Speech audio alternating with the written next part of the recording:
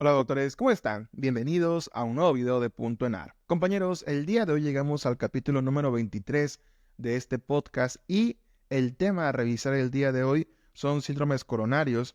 Obviamente es uno de los temas más importantes para el ENAR, por eso es que es un tema que debemos dominar a profundidad. Y doctores, antes de iniciar la clase, les pido que se suscriban y que nos dejen el botón de like. Normalmente no lo pido, pero acuérdense que tengo este sueño de llegar a los 100,000 suscriptores y si les está sirviendo nuestro contenido, ojalá que nos puedan apoyar dejándonos un like y suscribiéndose. Entonces, compañeros, sin más, iniciamos. Bien, compañeros, empezamos entonces con infarto, pero específicamente con síndromes coronarios. Sobrinos, debemos recordar que un infarto es cuando existe una interrupción del flujo sanguíneo y ocasiona un daño al músculo cardíaco.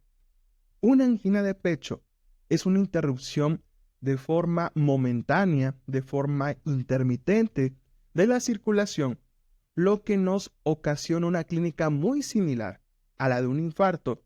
Sin embargo, en una angina de pecho no vamos a tener ninguna evidencia de algún daño cardíaco al músculo cardíaco. ¿Por qué razón? Porque la interrupción de la circulación es muy corta para generar ese daño. Sí nos va a dar la clínica, pero no nos va a generar alguna necrosis. Y prácticamente, compañeros, esa es la diferencia entre estas dos entidades. Ahora, a la angina la vamos a dividir en dos, en angina estable y en angina inestable. La angina estable, compañeros, es muy fácil de identificar. ¿Por qué razón? Porque para empezar se va a presentar cuando nosotros tengamos un aumento de la demanda de oxígeno, es decir, cuando caminemos distancias largas, cuando hagamos ejercicio, iniciaremos con este dolor tan característico de un síndrome coronario, que es un dolor opresivo retroesternal con irradiación hacia miembro torácico izquierdo, con irradiación a cuello, e incluso podríamos tener algunos otros síntomas como diaforesis, como dolor en epigastrio. Esto lo vamos a comentar más adelante. Ahora, ¿cómo sabremos que es una angina estable? Porque va a aparecer con el aumento de la demanda de oxígeno, es decir, con el ejercicio, y la duración de esta va a ser de 3 a 5 minutos. En cambio, la angina inestable, esta, compañeros, va a aparecer en cualquier momento. No necesariamente necesitamos un aumento de la demanda de oxígeno. Puede aparecer con reposo o con esfuerzos mínimos. Y la duración de esta es de más de 20 minutos. Entonces, sobrinos, si se dan cuenta, es muy fácil diferenciar una angina estable de una angina inestable. Factores de riesgo, compañeros, ojo, estos factores de riesgo aplican para cualquier síndrome coronario, llámese infarto o llámese angina. ¿Cuáles son los factores de riesgo? Hombres mayores a 45 años y mujeres mayores de 55 años. Recuerden que las mujeres antes de la menopausia tienen un factor protector gracias a los estrógenos que obviamente pierden con la menopausia. Es por eso que se presenta en pacientes un poco más grandes cuando se tratan de mujeres.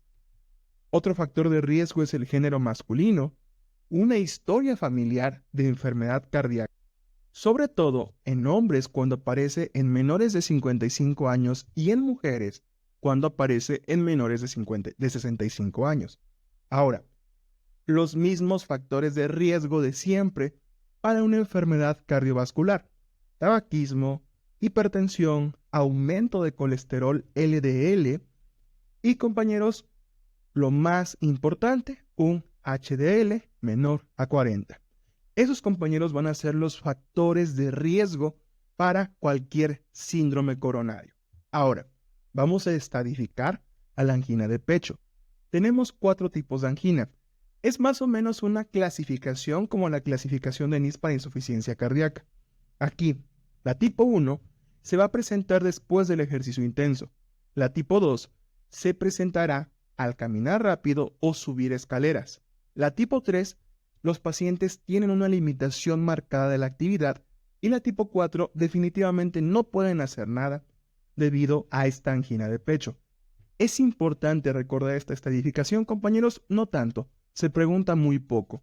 Con que entiendan la diferencia entre una angina estable y una angina inestable es más que suficiente.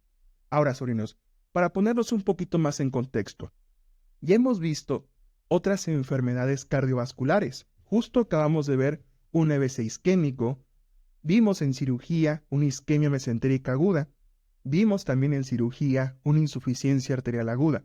Y yo siempre les decía, compañeros, recuerden que toda la enfermedad cardiovascular va a tener dos formas de presentación. La presentación aguda, que obviamente es la presentación más grave. ¿Por qué razón? Porque esa interrupción del flujo sanguíneo, que al final de cuentas es, digamos, la base fisiopatológica de cualquiera de estas enfermedades cardiovasculares, la interrupción súbita de ese flujo sanguíneo durante mucho tiempo nos provoca el daño al órgano del que estemos hablando, en este caso del corazón. Ahora, casi siempre, no siempre, cuando tengamos un evento que aparece de forma aguda, generalmente, se va a asociar a una embolia. Y cuando tengamos un evento que va apareciendo de forma crónica, se va a relacionar a un trombo. Explico la diferencia. Por ejemplo, aquí el evento de forma crónica sería la angina. ¿Por qué? Porque estos pacientes tendrán meses o incluso años con estos datos clínicos. Entonces es muy probable que esta angina esté siendo generada por un trombo. Es decir, hay una placa de ateroma ahí que cuando aumentan los requerimientos de oxígeno no permite que la sangre llegue a irrigar. Ahora, en un evento agudo, casi siempre, no siempre, pero casi siempre, es por un émbolo. Acuérdense que un émbolo es un trombo que se desprendió de alguna otra parte del organismo y que llega a una arteria. En este caso, llegaría a una arteria coronaria. Y ahí es cuando tenemos a un infarto. Obviamente el infarto va a ser mucho más grave porque la interrupción de la circulación es de forma abrupta y al menos de que no hagas una trombólisis y elimines ese émbolo, pues el paciente va a tener un daño irreversible. Y como siempre les comento, compañeros, una angina de pecho sería el equivalente a una isquemia mesentérica crónica o a un ataque isquémico transitorio. Y un infarto sería lo equivalente a una isquemia mesentérica aguda o a un EBC isquémico. Entonces, siempre considérenlo así, porque los factores de riesgo van a ser similares. Son justo los que acabamos de mencionar y el tratamiento también casi siempre va a ser similar, que es la trombólisis, aunque con una pequeña gran excepción, que es precisamente el infarto. Y más adelante lo mencionaremos. Regresando, compañeros, al tema de angina de pecho, aquí el diagnóstico lo haremos con la clínica más antecedentes y en caso de que sea una angina estable, podemos realizar la prueba de esfuerzo. Pero a ver, repito, tiene que ser estable. ¿Por qué razón? Porque la prueba de esfuerzo es como un electrocardiograma portátil. Si tú haces un electrocardiograma, el paciente va a estar en reposo. Entonces, obviamente no vas a saber cómo está el corazón cuando éste tiene un aumento de la demanda de oxígeno. Y precisamente por eso hacemos la prueba de esfuerzo, porque de esta forma, digamos, monitorizamos al paciente cuando aumenta su requerimiento de oxígeno y ahí veremos si existe alguna alteración. Y precisamente por eso es el diagnóstico de elección en pacientes con angina de pecho. Sin embargo, tiene que ser una angina estable, porque si es una angina inestable o un infarto ya, imagínense, este paciente podría colapsar, porque si hacemos la prueba de esfuerzo, vamos a forzar que este paciente tenga un aumento de necesidades de oxígeno, y si ya de por sí tiene una interrupción en la circulación, le podríamos terminar provocando un infarto, ¿de acuerdo? Ahora, el gol estándar para ambas entidades obviamente va a ser una angiografía coronaria. Y sobrinos, esto igual casi siempre va a pasar en este tipo de patologías. Por ejemplo, en isquemia mesentérica aguda, también el gol estándar es una angiografía, una arteriografía, ¿de acuerdo? Ahora, tratamiento para angina estable, compañeros. De primera elección, vamos a dejar anticoagulantes para evitar que este paciente desarrolle un infarto de verdad. Entonces, le dejamos ácido acetil salicílico o clopidogrel y complementamos con estatinas entendiendo que es uno de los principales factores de riesgo para la aparición de estas entidades.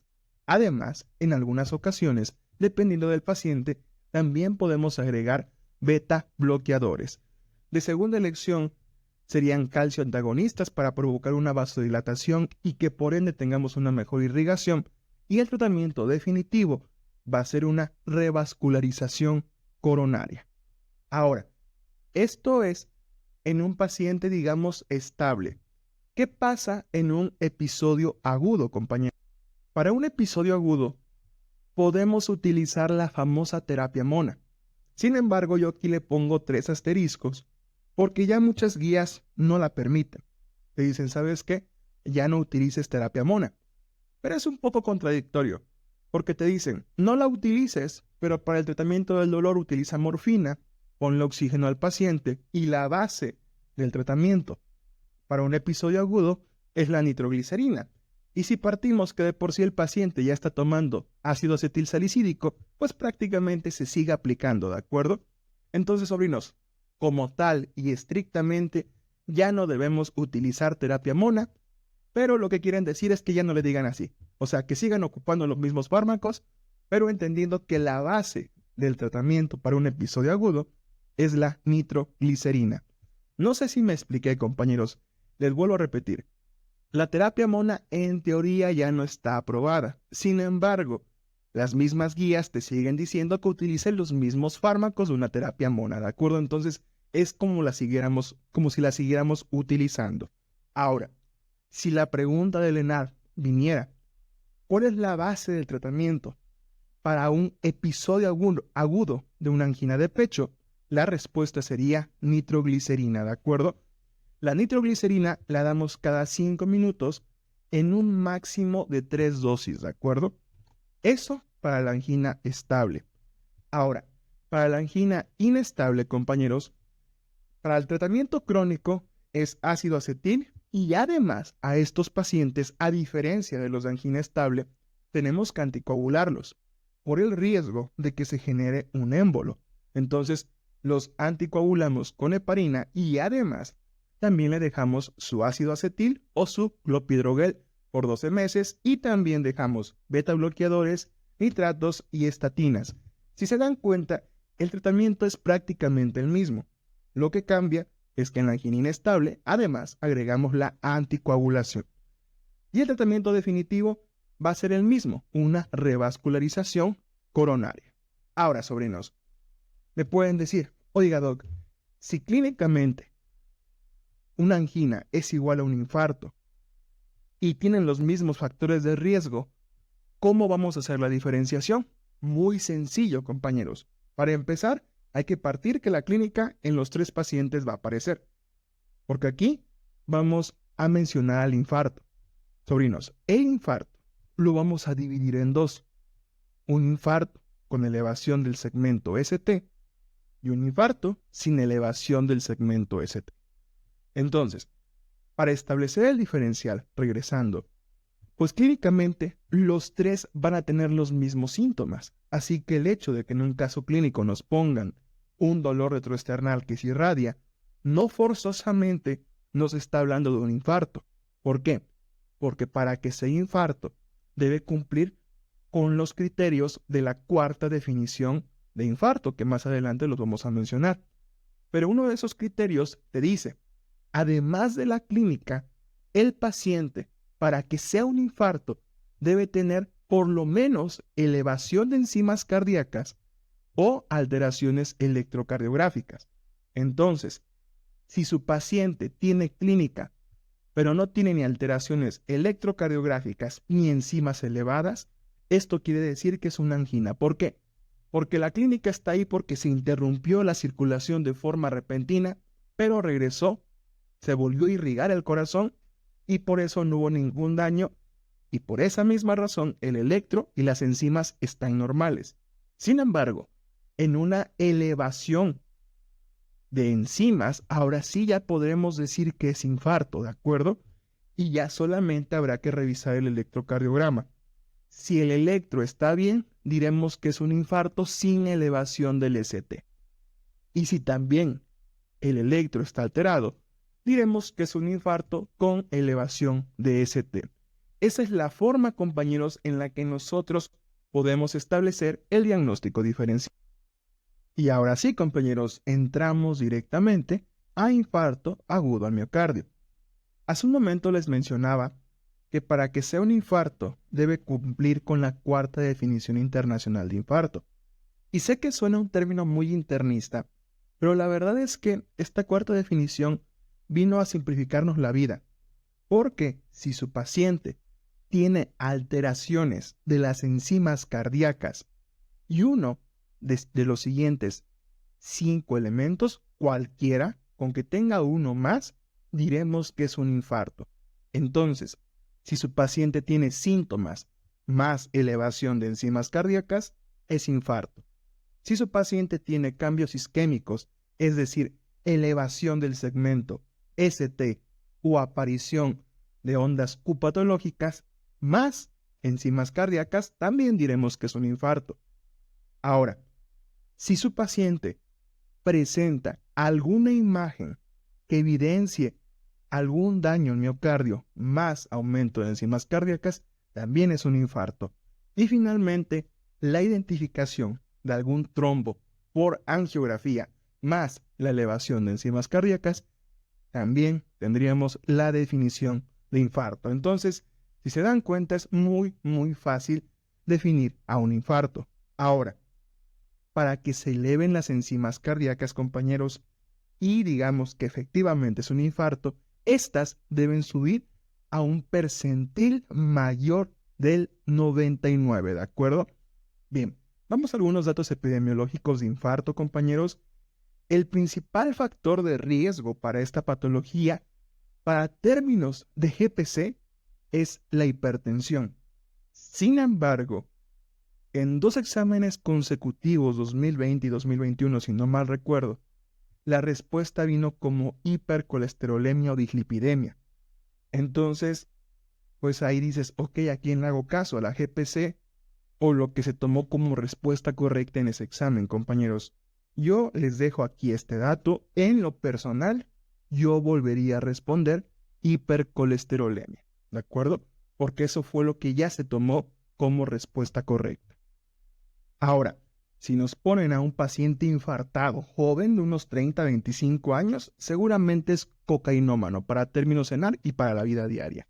Otro punto, compañeros, el abandono del hábito tabáquico reduce un 50% del riesgo de la aparición de un infarto. Y la mortalidad, compañeros, si tenemos un infarto sin elevación del segmento ST, es del 5%. Y si tenemos a un infarto con elevación del ST, es del 7%.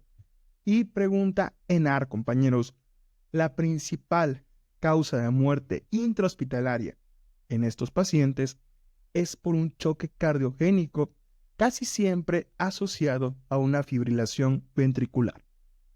La clínica de infarto, compañeros, es muy simple. Siempre tendremos este dolor típico, este dolor torácico retroesternal. Podemos tener disnea, podemos tener náusea, vómito, fatiga.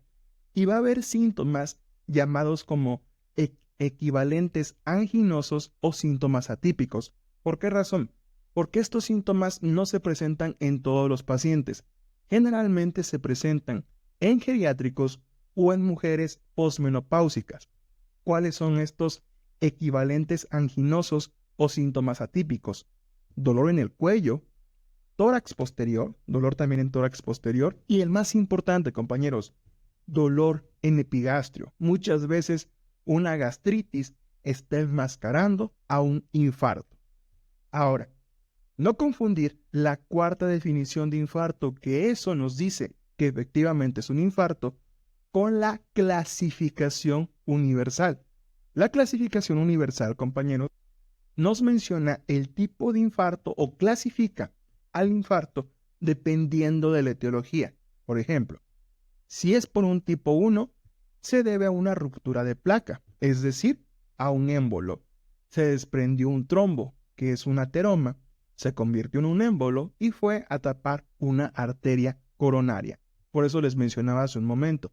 generalmente los eventos vasculares, cuando son agudos, es por un émbolo, y cuando son crónicos, es por un trombo, ¿de acuerdo?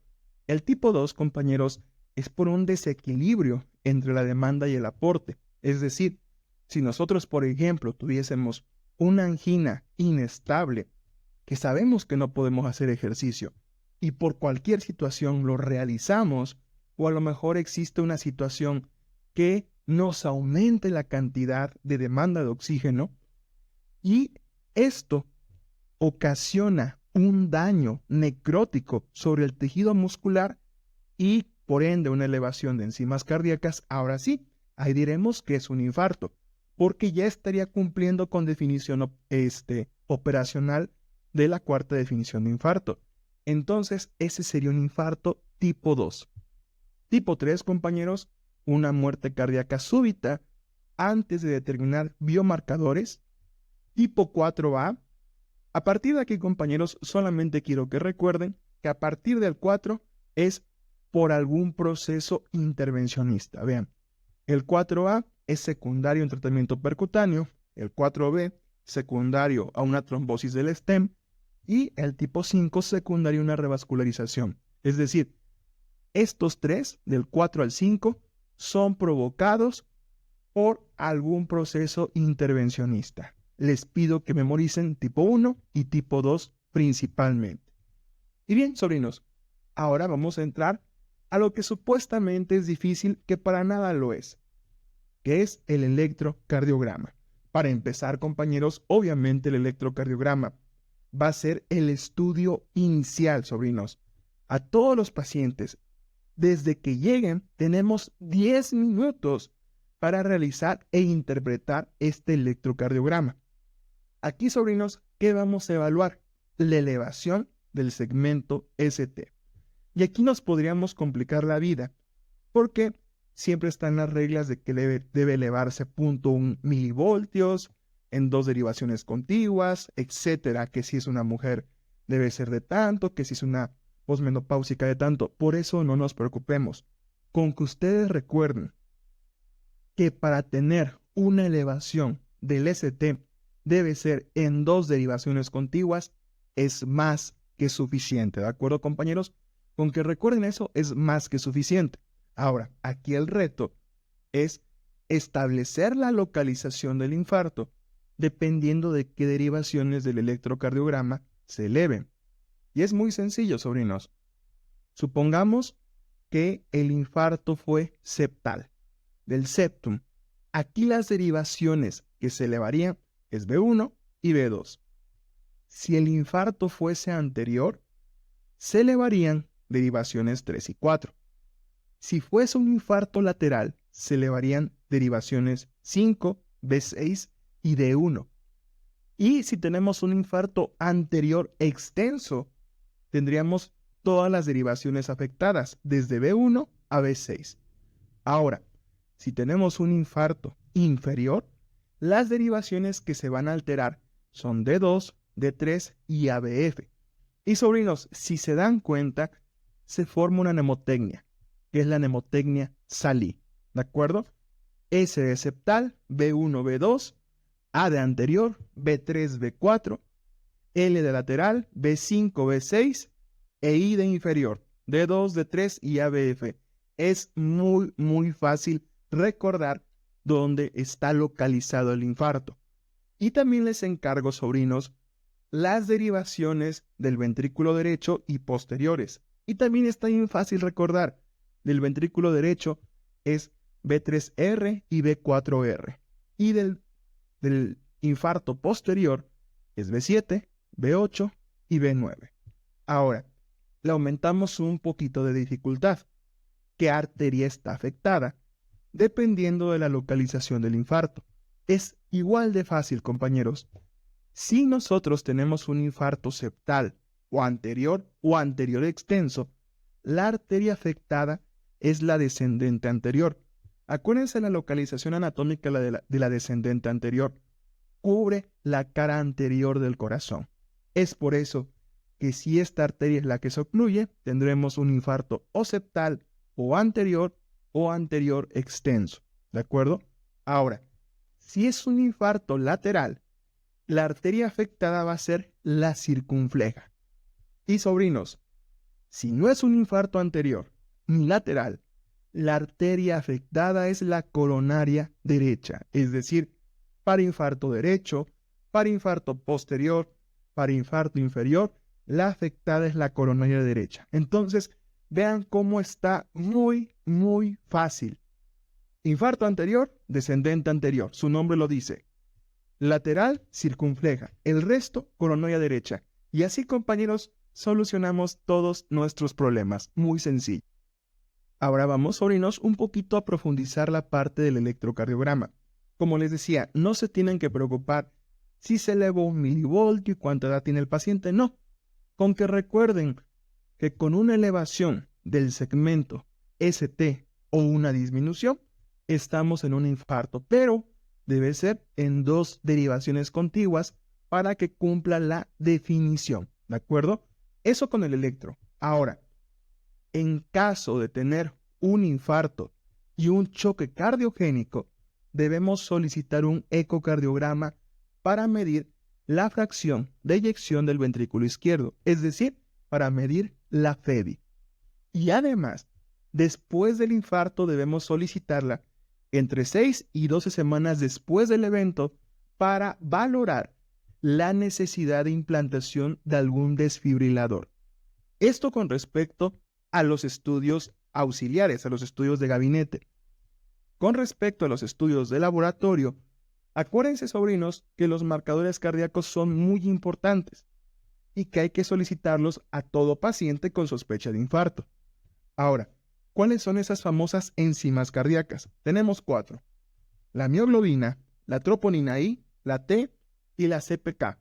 Las 4 enzimas se pueden preguntar de alguna u otra forma. Por ejemplo, la mioglobina se las van a preguntar porque es la primera enzima en elevarse. Sin embargo, desaparece antes de las 24 horas. La troponina I es de las más preguntadas porque esta es la más específica. Y la troponina T es la que dura más tiempo elevada. ¿De acuerdo? Entonces, estas 3 enzimas, sobrinos, con cada una de sus características, es importante memorizar. Mioglobina, primera en elevarse. Troponina I, la más específica. Y troponina T, la que dura más tiempo elevada. Bien, compañeros, vamos ahora a la parte del tratamiento, que lo vamos a dividir en 2. En un infarto con elevación del ST y en tratamiento para infarto sin elevación. Empezamos con el tratamiento con elevación del ST. Aquí, compañeros, como siempre, tendremos un tratamiento inicial para evitar complicaciones y un tratamiento de reperfusión para solucionar el problema. El tratamiento inicial, compañeros, es prácticamente la terapia mona, lo que les mencionaba hace un momento. En teoría ya no se usa, pero prácticamente los fármacos siguen siendo los mismos. Empezamos con el antiagregante, que prácticamente es la base del tratamiento inicial, específicamente ácido acetilsalicílico, y es muy importante recordar la dosis, de 150 a 300 miligramos. Y si podemos agregarle un segundo antiagregante, lo ponemos, que obviamente sería el clopidogrel, ¿de acuerdo? Segundo punto, compañeros, el oxígeno. También hay que dejar oxígeno, pero con este punto hay que ser muy cuidadosos. Hay que vigilar que el oxígeno no pase de más del 94% de saturación. ¿Por qué? Porque si pasa, podemos generar especies reactivas de oxígeno y por ende un daño mayor al miocardio. Entonces, oxígeno solamente en caso de una saturación menor al 90%, y si nos pasamos de 94 hay que bajarle o hay que retirarlo, ¿de acuerdo? Para el dolor dejaremos morfina, que su efecto más frecuente es la hipotensión, su efecto secundario más frecuente. El control de la TA, en caso de que el paciente tenga alguna crisis hipertensiva, será con nitroglicerina y beta bloqueadores. Además, agregamos yecas. ¿Para qué utilizamos los yecas? Para evitar una remodelación ventricular. ¿A qué se refiere con esto, compañeros?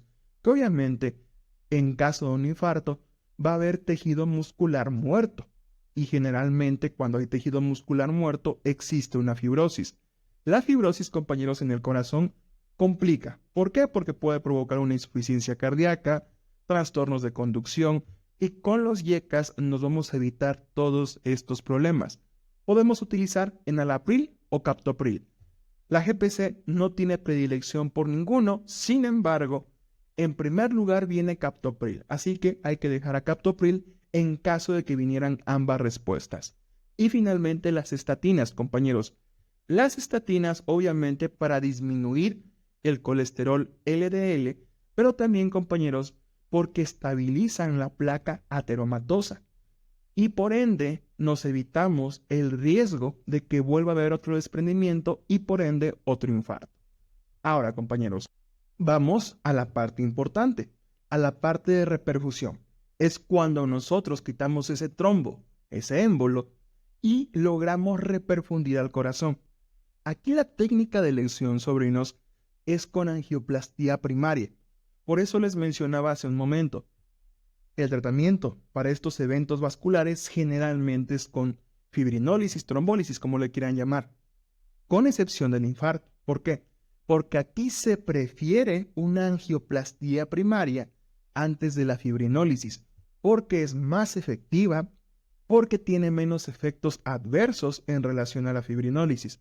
Sin embargo, compañeros, la gran limitante de la angioplastía primaria es que este procedimiento solamente cuentan con él algunos hospitales de tercer nivel y muy pocos de segundo nivel. Entonces, generalmente a lo que nos vamos a enfrentar es que no se puede hacer una angioplastia primaria.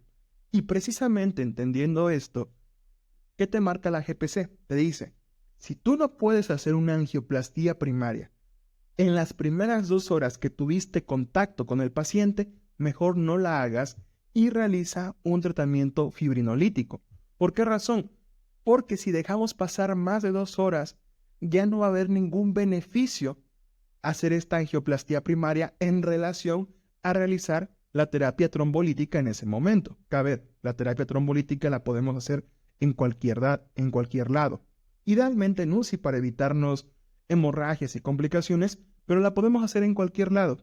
Entonces, tratamiento de elección, angioplastía. Pero si no la podemos realizar en las primeras 2 horas de contacto, mejor hacemos fibrinólisis. Y otro punto, compañeros, hay algo que se llama tiempo puerta balón. ¿A qué se refiere con esto?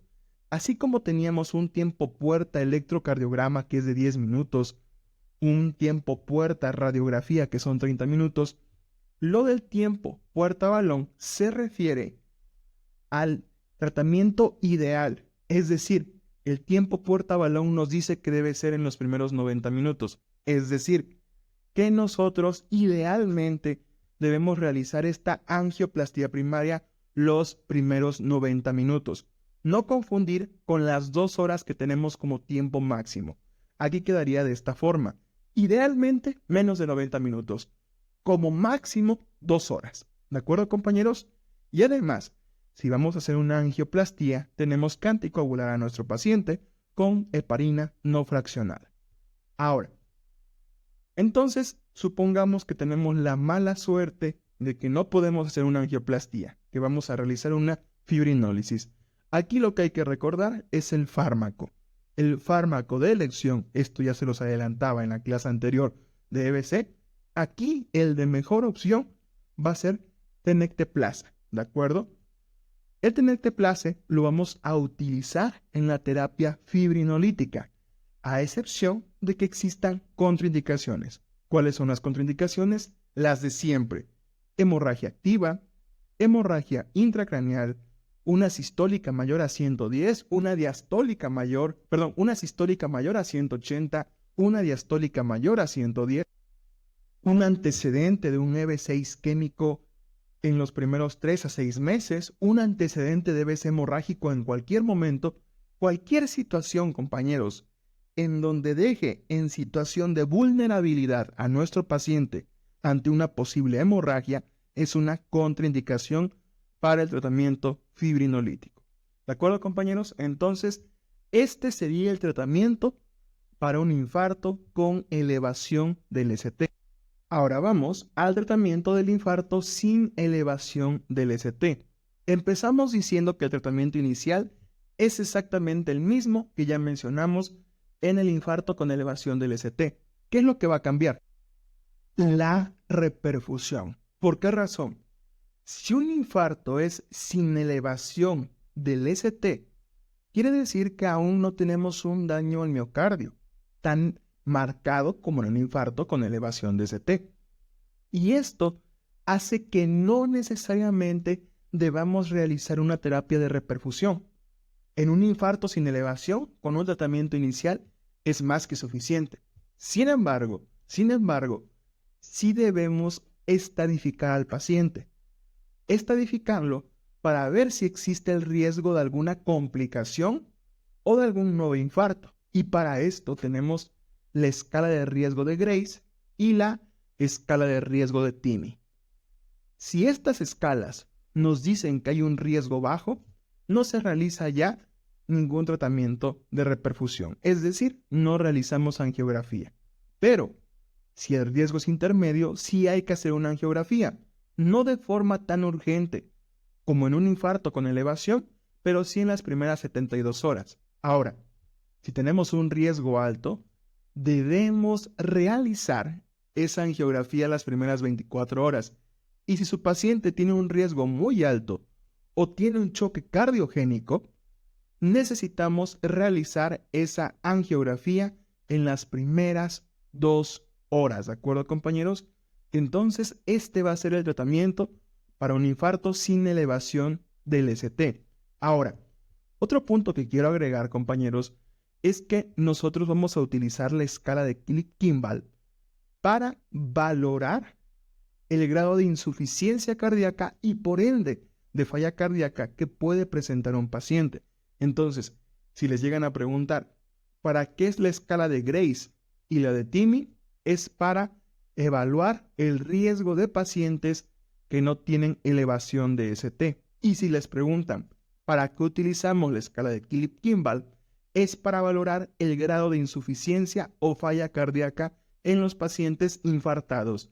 Y la escala de Kimball las podemos utilizar para todos los infartos, tanto para elevación de ST como para los que no tienen elevación del segmento ST. Y sobrinos, concluimos esta parte de infarto con el algoritmo que hay que seguir en estos pacientes, que es muy sencillo. El algoritmo básicamente nos dice que desde la llegada del paciente tenemos 10 minutos para realizar e interpretar el electro. Tenemos 30 minutos para realizar e interpretar una radiografía de tórax y tenemos 90 minutos para realizar la angioplastía coronaria. ¿De acuerdo? Ahora, acuérdense que la angioplastía la utilizamos en pacientes con elevación del segmento ST y hay que realizarla idealmente los primeros 90 minutos. Sin embargo, si no llegamos a contar con este procedimiento en nuestro hospital, hay que valorar si van a pasar más de 120 minutos hasta que este paciente sea trasladado a una unidad en donde sí puedan realizarle este procedimiento. Si va a tardar más tiempo, hacemos una trombólisis. Pero si va a tardar menos tiempo de estos 120 minutos, lo enviamos, ¿de acuerdo? Lo enviamos. Ahora, ¿qué pasaría si su paciente va a tardar más de 120 minutos en lo que le hacen este procedimiento? ¿Qué es lo que hay que hacer? Realizamos la trombólisis. Sin embargo, a pesar de realizar la trombólisis, no nos quedamos con el paciente. Aún así lo derivamos ya a un centro donde sí tengan la terapia de cateterismo cardíaco, ¿de acuerdo? Que es lo mismo con angioplastia. Vuelvo a repetir, sobrinos. ¿Qué pasa si nosotros no podemos realizar la intervención percutánea en los primeros 120 minutos? Hacemos una terapia fibrinolítica. Pero esto no significa que nos vayamos a quedar con el paciente. Aún así lo tenemos que derivar, pero primero hacemos la terapia fibrinolítica. En cambio, si sí se va a poder realizar la angioplastía, el cateterismo cardíaco en los primeros 120 minutos, lo enviamos así, sin nada, más que con el tratamiento inicial que fue el que ya vimos. Y compañeros, obviamente de infarto va a haber muchos puntos en AR porque es una de las patologías más preguntadas. Empezamos analizando el primer punto, la angina de Prinzmetal. Esta angina podríamos definirla entre comillas, como tal no lo es, como una variante de infarto. ¿Qué es la angina de Prinzmetal? La angina de Prinzmetal es cuando existe un vasoespasmo coronario de forma súbita. Este vasoespasmo condiciona a que no haya irrigación y por ende vamos a tener datos anginosos, una clínica de un infarto o de una angina de pecho por lo menos. Aquí lo raro, sobrinos, es que si nosotros realizamos un electrocardiograma, sí encontraremos la elevación del segmento ST. ¿Y cómo sabremos que es una angina de Prinzmetal y no un infarto con elevación del ST? Sencillo, porque a la hora de que a estos pacientes le realizan una angioplastía, resulta que no van a encontrar ningún trombo. Entonces, eso nos podría estar hablando de que probablemente el paciente tuvo una angina de Prinzmetal. A estos pacientes hay que dejarles solamente calcio antagonistas más nitratos, es decir, vasodilatadores, para evitar que vuelva a suceder esa vasoconstricción, ¿de acuerdo? Bien, siguiente punto. En el infarto agudo al miocardio, con insuficiencia cardíaca sintomática, están contraindicados los beta bloqueadores. ¿Por qué razón? Porque vamos a pararle el corazón al paciente y lo vamos a meter en serias complicaciones. Así que si tenemos insuficiencia cardíaca sintomática, mejor evitar estos fármacos. Siguiente punto. Los pacientes con cardiopatía deben hacer ejercicio de 3 a 5 veces por semana que consuma de 2.200 calorías a 2.400 calorías por semana este ejercicio. Esto ya se los había comentado, sobrinos. Generalmente para todos los temas, el ejercicio recomendado es hacer 30 minutos diarios durante 5 días a la semana, para que dé un total de 150 minutos por semana. Aquí lo que habría que agregar es que debemos consumir 2.200 calorías en ese ejercicio que estamos realizando. Otro punto, compañeros, que ya más o menos se los había comentado, la reperfusión cardíaca puede generar especies reactivas de oxígeno, y más cuando tenemos al paciente con altas saturaciones de oxígeno. Por eso hay que mantenerlo entre 90 y 94. Ahora, si su paciente tiene hipotensión, ingurgitación yugular y auscultación pulmonar relativamente anormal, probablemente tengamos un infarto del ventrículo derecho.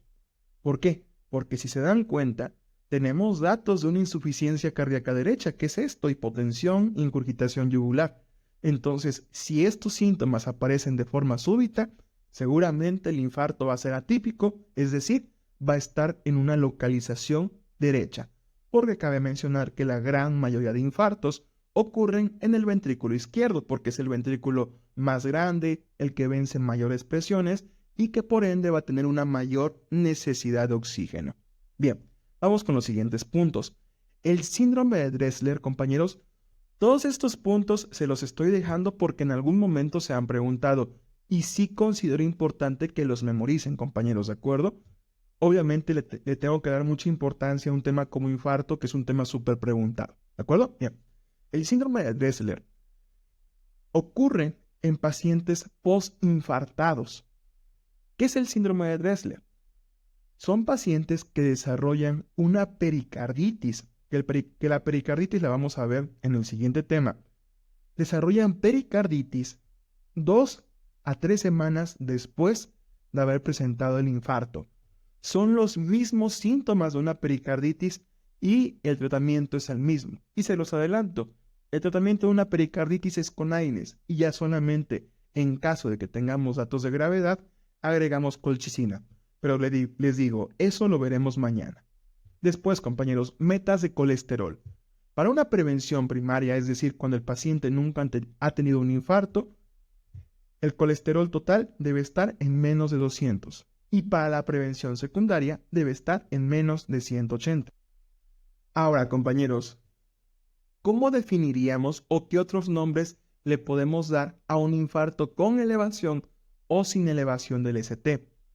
Un infarto que no tenga elevación del ST va a ser un infarto subendocárdico. Es por eso que el electro no detecta alteraciones. Sin embargo, esto no significa que no tengamos áreas de necrosis, simplemente que el electro no las detecta porque es subendocárdico. En cambio, cuando es subepicárdico, esto quiere decir que ahora sí el electrocardiograma está detectando las alteraciones porque el daño ya es más superficial, ya es, digamos, ya va a afectar prácticamente la totalidad del músculo. Y por eso tenemos esta elevación o desnivel del segmento ST en dos derivaciones continuas. Siguiente punto, compañeros. El choque cardiogénico constituye la principal causa de muerte en estos pacientes. Por eso, ya se los mencionaba, debemos estadificar con Kimball. Esto nos va a hablar en qué grado está su insuficiencia cardíaca y, por ende, ver el riesgo de que sufran algún choque cardiogénico. Ahora, si nos preguntan, ¿cuál es la complicación eléctrica más frecuente en estos pacientes? La respuesta es taquicardias supraventriculares y fibrilación ventricular. E incluso la parte de fibrilación ventricular va de memoria. ¿Por qué razón? Porque la fibrilación ventricular es la principal causa de muerte extrahospitalaria en estos pacientes. Y finalmente, los pacientes con infarto inferior pueden complicarse con ruptura del músculo papilar. Y ahora sí, sobrinos, así finalizamos con el tema de infarto. Les repito, me tardé el tiempo necesario porque es un tema sumamente preguntado.